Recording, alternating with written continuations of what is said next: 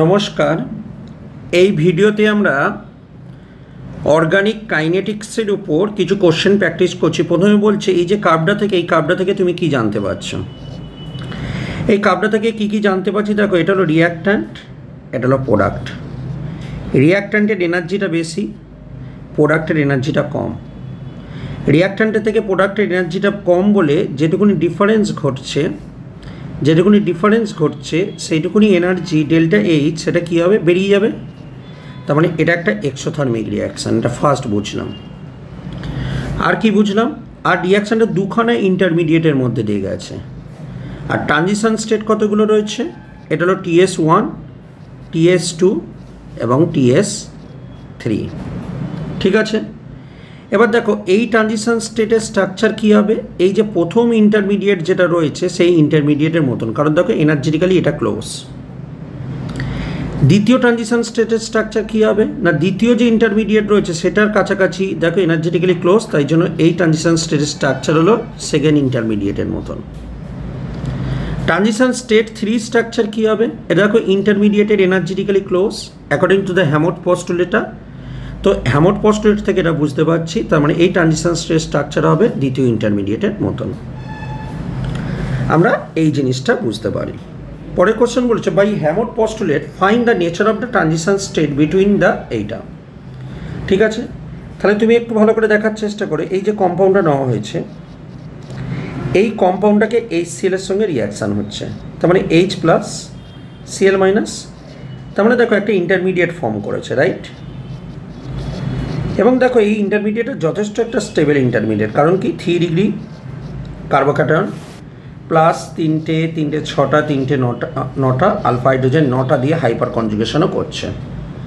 Next স্টেপে এই Cl মাইনাসটা এর সঙ্গে এসে জোড়া লাগবে, তাহলে দেখতে কেমন হবে, দেখতে হবে CH3 CCS3 তার সঙ্গে আছে Cl, রাইট। এখন আমরা যেটা করলাম, যে কাজটা করলাম সেটাকে আমরা একটা গ্রাফ আকারে দেখানোর চেষ্টা করছি। ওকে, এটাকে একটা গ্রাফ আকারে আমরা দেখানোর চেষ্টা করছি এই পুরো কাজটাকে। তারপর আমরা যেটা জানতে চেয়েছে যে ইন্টারমিডিয়েটের স্ট্রাকচারটা কেমন হবে সেটা বুঝতে পারবো। তার মানে এইটা ছিল তোমার কাছে রিঅ্যাক্ট্যান্ট, এইটা হলো তোমার কাছে ইন্টারমিডিয়েট। কেন ইন্টারমিডিয়েটটাকে আমরা উপরে লিখলাম, যদিও বলছি ইন্টারমিডিয়েটটা স্টেবল, এই কারণে আমরা লিখলাম এ তো বেসিক্যালি একটা কার্বোক্যাটায়ন, নিউট্রাল কম্পাউন্ডের থেকে তো অন্তত সে আনস্টেবল হবে, তাই জন্য এটাকে উপরে লিখলাম। ঠিক আছে, এটা হলো ইন্টারমিডিয়েট আমার কাছে তৈরি হয়েছে। ঠিক আছে, এবং আলটিমেটলি এই প্রোডাক্টটা তৈরি হচ্ছে এইটা। মনে করো এটা একটা এক্সোথার্মিক রিয়াকশান, সেটা না বলে দিলে বোঝাটা খুব মুশকিল, ওপরে লিখে দেবে say this reaction is a exothermic reaction. তাহলে বুঝতেই পারছো প্রথম যেটা ইন্টারমিডিয়েট ফর্মেশন হচ্ছে সেই পার্টটা একটু টাইম লাগছে হতে, কারণ একটা স্টেবল কম্পাউন্ড থেকে ইন্টারমিডিয়েট হচ্ছে। কিন্তু একবার ইন্টারমিডিয়েট হয়ে গেলে ক্লোরিন মাইনাস টুকুস করে গিয়ে রিয়াকশান করে ফেলবে, তাই জন্য পরের হামটা ছোট হবে। তার মানে প্রথম হামটা যেহেতু বড় হচ্ছে, তার মানে বুঝতে পারি প্রথমটা হলো RD স্টেপ। ঠিক আছে, টাইমটা বেশি লাগছে বলে। এখন কোশ্চেনটা হলো এই যে ইন্টারমিডিয়েটটা হয়েছে, এই যে ট্রানজিশন স্টেট 1 এর স্ট্রাকচারটা কী হবে।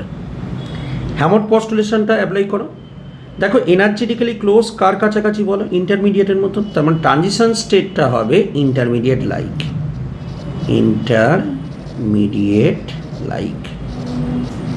লাইকওয়াইজ সেকেন্ড ট্রানজিশন স্টেটটা দেখার চেষ্টা করো, ট্রানজিশন স্টেট 2, সেটাও দেখো ইন্টারমিডিয়েটের কাছাকাছি আছে, তার মানে সেকেন্ড ট্রানজিশন স্টেটটাও হবে intermediate like according to the Hammond postulate, এটা বলে দিতে হবে। ওকে, ক্লিয়ার হয়েছে আশা করব। আর অবশ্যই কোনো কার্ভ করবার সময় এনার্জি এবং রিয়াকশান কোঅর্ডিনেটটা দিয়ে দিতে হবে। ঠিক আছে, ডাউট আছে কোনো? চলো আমরা তাহলে পরের কোশ্চেনটায় আসছি।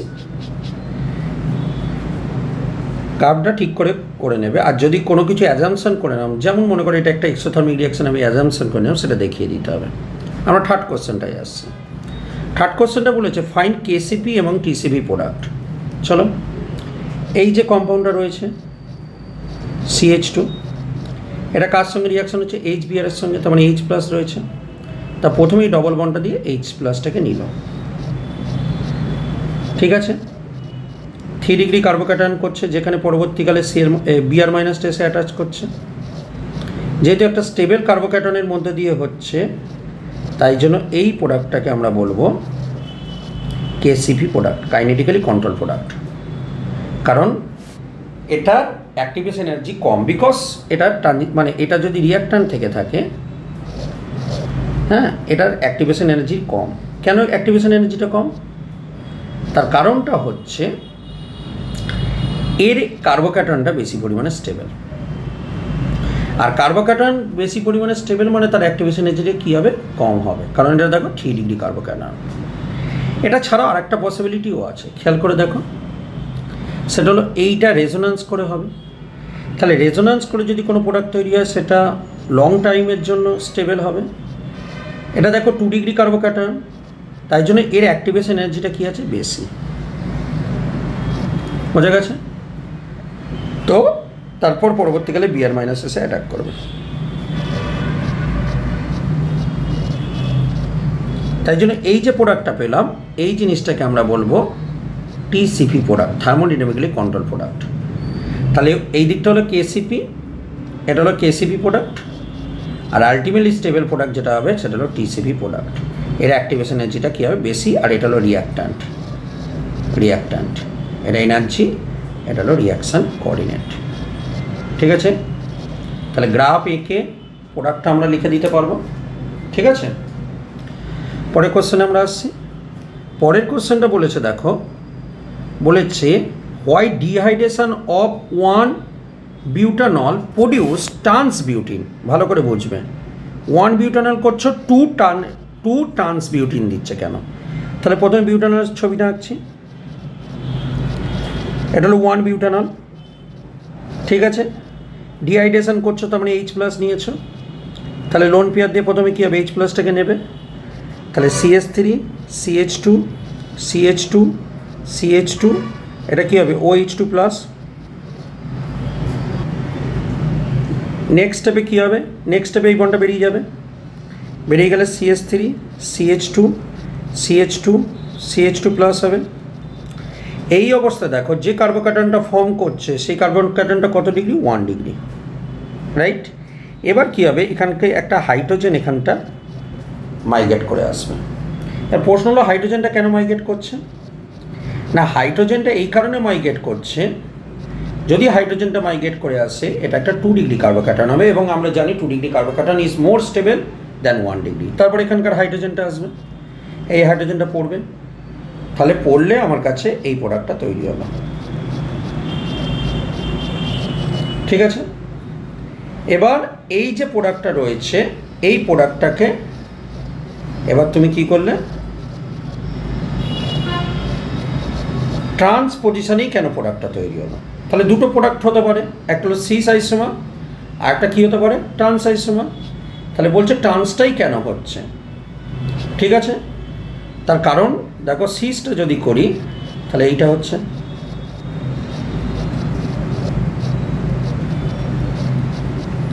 ঠিক কিনা?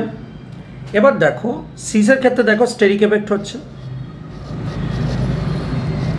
ঠিক আছে। তার মানে এটা কী হচ্ছে? KCP product. আর এটার ক্ষেত্রে দেখো অপোজিটে থাকবার জন্য এটার ক্ষেত্রে কী হবে? নো স্টেরিক এফেক্ট নেই, তার মানে এটা কী আছে? TCP product. তার মানে হাই টেম্পারেচারে মোর স্টেবল, কিছু বলে দেয়নি মানে হাই টেম্পারেচারে জানতে চেয়েছে, বুঝেছো? তাহলে হাই টেম্পারেচারে মোর স্টেবল প্রোডাক্ট TCP প্রোডাক্টটা হলো আমার কাছে মেজর প্রোডাক্ট। এইটা হলো আমার কাছে অ্যান্সার। ওকে, পরের কোশ্চেনে আসছি।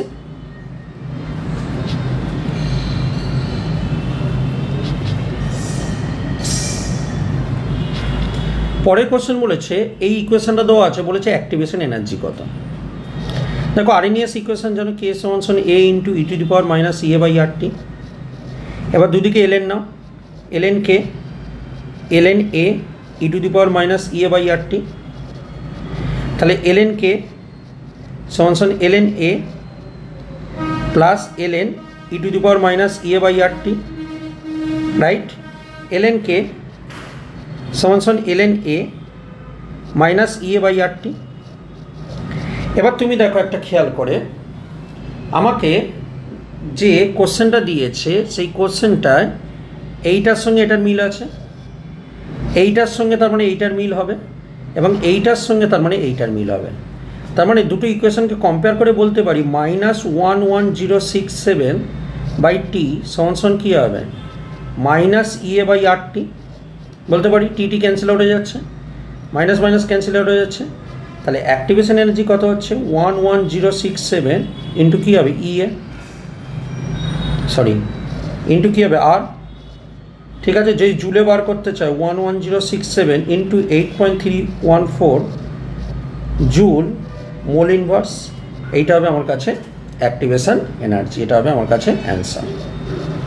ঠিক আছে, তো এই ছিল আমাদের একেবারে কাইনেটিক্সের উপর বেস করে কিছু কোশ্চেন। নেক্সট ভিডিওতে আমরা আরও কিছু কোশ্চেন নিয়ে ডিসকাস করব। ধন্যবাদ সঙ্গে থাকবার জন্য।